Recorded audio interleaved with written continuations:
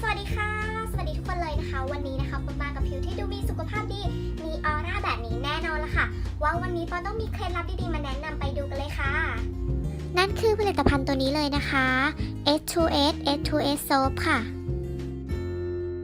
เจ้าผลิตภัณฑ์ตัวนี้นะคะเพียงฟอกทิ้งไว้ 3-5 นาทีเท่านั้นผิวก็จะดูเนียนนุ่มชุ่มชื้นนะคะช่วยฆ่าเชื้อแบคทีเรียนะคะและลดการเกิดสิวที่หลังได้ดีเลยที่ใครนะคะก็จะหลุดออกมาทำไม่จำเป็นต้องถูแรงๆเลยและที่สำคัญที่สุดสารสกัดเขาเนี่ยจากธรรมชาติเลยค่ะช่วยลดเลือนริ้วรอยนะคะตามผิวนะคะตามหน้าไม่ว่าจะเป็นปัญหาขาลายนะคะรอยกัดที่ยุงตัวนี้เนี่ยช่วยได้จริงๆค่ะวิธีใช้เนี่ยไม่ยากเลยนะคะใช้ทำความสะอาดผิวกายให้เป็นประจำทุกวันเช้าเย็นควรฟอกทิ้งไว้ 3-5 นาทีเพื่อให้คราบเหงื่อใครหลุดออกอย่างง่ายดายเขาเนี่ยช่วยฆ่าเชื้อแบคทีเรียลดการเกิดสิวที่หลังที่ใบหน้าลดสาเหตุของการเกิดสิวเผยผิวขาวใสช่วยทำให้ผิวกลับมามีสภาพดีอีกครั้งค่ะจะเห็นได้ชัดเลยนะคะว่าข้างที่ใช้สบู่ฟอกนะคะผิวดูกระจ่างใส